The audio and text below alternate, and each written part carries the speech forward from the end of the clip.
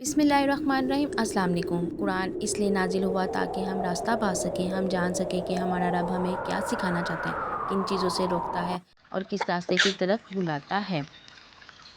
ये वाक़या हज़रत सुलेमान अलैहिस्सलाम और हुदहुद परिंदे का नहायत इबरत अंगेज़ और ईमान अफरोज़ वाक़या है। नाज़रीन किराम, ये वाक़या कोई कहानी नहीं बल्कि अल्लाह ने खुद सूरह नमल में बयान फरमाया है। आइए इसे खूबसूरत अंदाज़ से सुनते हैं। इससे पहले अगर आप मेरे चैनल पर नए हैं तो चैनल को सब्सक्राइब करें।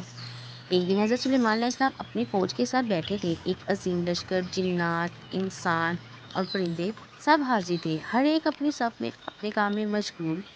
अचानक हज़रत सुलेमान अलैहिस्सलाम ने देखा कि एक परिंदा हुदहुद अपनी जगह पर मौजूद नहीं। हज़रत सुलेमान अलैहिस्सलाम ने फरमाया, मैं क्यों ना देखूं कि हुदहुद कहाँ है। अगर वो कोई माकूल उज़र ना लाया तो मैं इसे सख्त सज़ा दूंगा। कुछ देर बाद हुदहुद हाजिर हुआ और घबराहट की बजाय अदब से बोला, मैं एक ऐसी बात जानता हूँ जो आप नहीं जानते।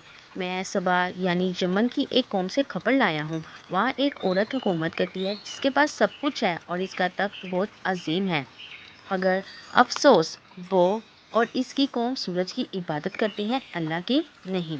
हज़रत सुलेमान अलैहिस्सलाम ने फरमाया, देखिए क्या तू सच कह रहा है या झूठ। जा ये मेरा खत ले जा और इनके पास डाल दे, फिर देख के वो क्या जवाब देते हैं।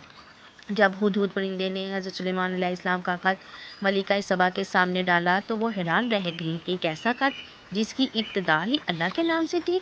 मलिका सबा ने फ़ौरन अपनी मजलिस बुलाई। वज़रा, सरदार, बशीर सब जमा हुए। बल्कीस ने कहा, ए सरदारों, मुझे एक खत मिला है। ये सुलेमान की तरफ से है और इसमें लिखा है कि अल्लाह के नाम से शुरू, जो बड़ा ही मेहरबान निहायत रहम करने वाला है। तुम मेरे सामने सरकशी ना करो बल्कि मुसलमान बनकर आओ। सरदारों ने कहा, हम ताकतवर लोग हैं, लड़ने की कुदरत रखते हैं, लेकिन फैसला आपका है, जो आप मुनासिब समझें। बल्कीस ने नरमी से जवाब दिया, बादशाह जब किसी बस्ती में दाखिल होते हैं तो इसे बर्बाद कर देते हैं और वहाँ के इज़्ज़त वालों को ज़लील कर देते हैं। मैं मुसलमान की आजमाइश के लिए एक तोहफ़ा भेजती हूँ। जब तोहफ़ा हज़रत सुलेमान अलैहिस्सलाम के दरबार में पहुंचा तो आप अलैहिस्सलाम ने फरमाया, क्या तुम मुझे माल देकर आजमाना चाहती हो? जो कुछ अल्लाह ने मुझे दिया है वो तुम्हारे तोहफे से बेहतर है। वापस जाओ, हम ऐसा लश्कर लेकर आएंगे जिसका तुम मुकाबला नहीं कर सकोगी।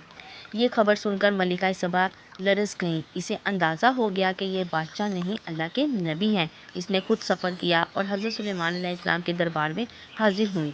हज़रत सुलेमान अलैहिस्सलाम, जिन्होंने उनका तख्त पहले ही मंगवा लिया था, जब वो महल में पहुंची तो अपना तख्त देखकर हैरान रह गई। फिर इसे एक शीशे के फर्श वाले महल में बुलाया गया।